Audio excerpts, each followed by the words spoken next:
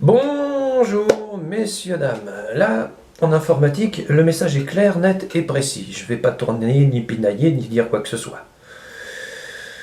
Quand votre alimentation, vous l'achetez sur eBay, ou sur le Bon Coin, ou sur le marché près de chez vous, vous devez vérifier, et j'insiste là-dessus, quelques points vitaux. Petit A. L'alimentation ne doit pas avoir été démontée. Si vous voyez que les bandeaux en papier autocollants sont cassés sur les bords et qu'au niveau de la troisième vis, il manque un petit autocollant et que vous n'y connaissez rien, ne l'installez pas. Ensuite, si vous vous apercevez qu'un fil est dénudé et que vous n'y connaissez rien et que vous ne savez pas le réisoler, ne l'installez pas. Si vous vous apercevez que dans un des connecteurs, les pins sont écrasés, idem, ne l'installez pas. C'est le b.a.-ba quand on achète une alimentation d'occasion, que ce soit sur eBay, Le Bon Coin ou là où vous voulez.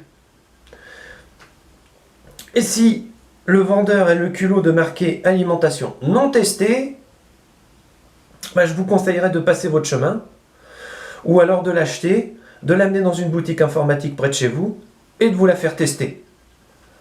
Parce que ça vaut quoi? Ça vaut 120 € le test. Oui, c'est 100 € dès que le mécano met les mains dedans. Mais le problème, c'est que, comment dire, ça peut vous sauver un ordinateur. Pourquoi je vous dis ça? Je ne sais pas si vous avez déjà vu un départ de feu électrique. Pour l'arrêter, il faut au minimum un extincteur à poudre. C'est... je vais être vulgaire, mais c'est la chienlit, monsieur, dame. Pourquoi je dis ça? Vous avez des pins dans vos ordinateurs. Il existe des pointes qu'on enfonce dans la pin pour vérifier le diamètre. J'en ai à la maison toute une collection, parce que, comment dire, il y a les 4 broches Molex, il y a celle-ci, il y a celle de la carte mère. Bon, je ne vais pas toutes les énumérer.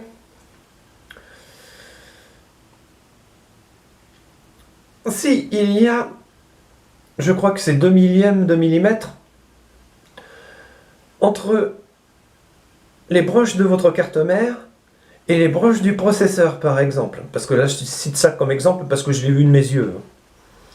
Eh bien, le jeu risque de faire des mini-arcs électriques et de créer une surtension vis-à-vis de l'alimentation. L'alimentation, qui est en général trop forte, se fout de savoir s'il y a une surtension ou pas, elle n'en sait rien. Elle fournit le courant, c'est son rôle. Elle va donc fournir plus de jus. Enfin, vous connaissez le principe d'électrification d'un circuit quand même, ou de surélectrification. Ça va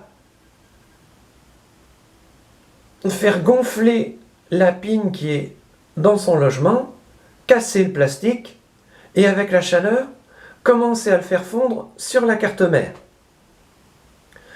Ensuite, ça va faire ça sur à peu près 4 ou 5 broches, si vous avez de la chance. Parce que si c'est les 6, là vous êtes mal.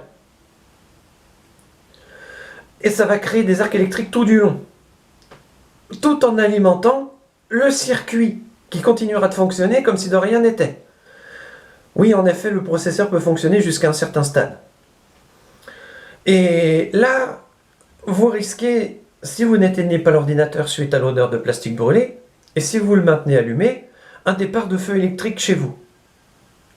Je n'invente rien. C'est dans tous les manuels d'informatique. Pourquoi je dis ça? Eh bien, la petite dame pour qui j'ai réparé un ordinateur a eu beaucoup de chance. Elle a installé une alimentation de 1100 watts qu'elle a achetée sur eBay non testée, ou sur le Bon Coin, j'ai jamais vraiment su où elle l'a eu. Pour combien elle en a eu? 80 € je crois au lieu de 240. Elle l'installe dans sa machine toute contente en se disant elle fait 1100 watts, elle va mieux alimenter ma machine. Alors, une alimentation, c'est compliqué. Une alimentation ne se met pas en sécurité toute seule. Il faut un paquet de paramètres. Et si elle a été bidouillée ou magouillée, si le plomb est serti d'aluminium, comme j'ai déjà vu faire dans une alimentation, elle ne s'éteindra pas. Et là, le seul truc qui peut vous sauver, c'est le tableau électrique. Comme il n'est pas aux normes ici, et qu'il ne l'a jamais été, qu'il ne le sera jamais, oui, c'est un habitat. Eh ben, effectivement, comment dire, un départ de feu électrique est tout à fait possible. Donc, je le dis, je le répète, sur l'Internet moderne, à tout le monde, si vous êtes des amateurs, ne vous amusez pas à démonter une alimentation d'un ordinateur. Faites toujours appel à un professionnel. Donc, n'hésitez pas à l'amener dans une boutique informatique près de chez vous pour vous la faire tester. Ça coûte un peu cher, mais c'est important. Ensuite, vous avez le bloc d'alimentation en lui-même. S'il a été vendu soi-disant non testé, il peut y avoir un problème. Si vous vous apercevez qu'elle a été démontée, il peut y avoir un problème. C'est le b.a.-ba. Moi-même, par moment, quand j'ai un doute, je baigne. J'hésite pas. Vaut mieux prévenir que guérir. Oui, j'ai déjà eu l'honneur et le privilège de voir un feu électrique. Je vous explique comment dire. C'était un pompier qui s'est pointé avec des piles LR6 et une petite... comment ça s'appelle? Un tenseur. Et comment dire, il est arrivé à foutre le feu aux piles et à les faire exploser. Et de là, comment dire, il nous a regardé, il nous a dit c'est exactement la même chose qui se passe dans une alimentation comme un bloc, comment dire, un bloc de téléphone portable d'alimentation par exemple, ou autre défectueux. C'est pour ça qu'il faut toujours se méfier en intervention. Enfin, c'est compliqué quoi. Je peux pas, je sais pas, j'ai pas l'art de définir avec vous ce que j'ai pu voir et ressentir au moment où les piles ont explosé une par une. Mais tout ce que je sais, c'est que, comment dire, on joue pas avec l'électricité. Ou alors on le paye. C'est comme ça que ça marche. En vous souhaitant la bonne journée et la bonne interprétation de ce tutoriel, je sais, vous me direz, c'est pas le premier que je fais sur les alimentations. Mais après 10 ordinateurs en réparation suite à une alimentation foireuse, j'ai quand même le droit d'en parler, non?